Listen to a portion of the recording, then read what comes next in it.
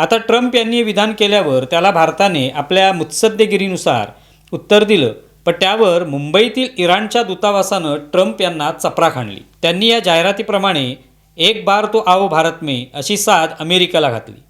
भारत नरक आहे म्हणणाऱ्या अमेरिकेला भारतात कशी प्रगती झाली आहे याचा इराणच्या दूतावासाने दाखला दिला.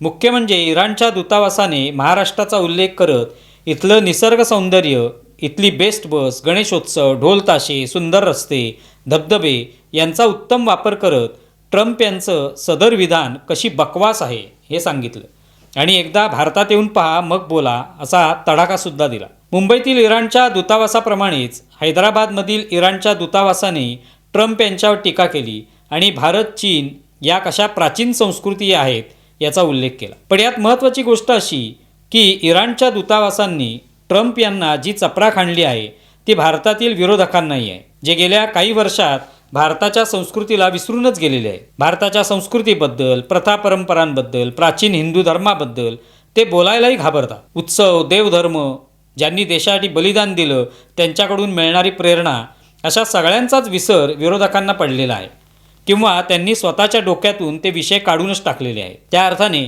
या विरोधकांना इराणनेच मारलेली चपराक आहे.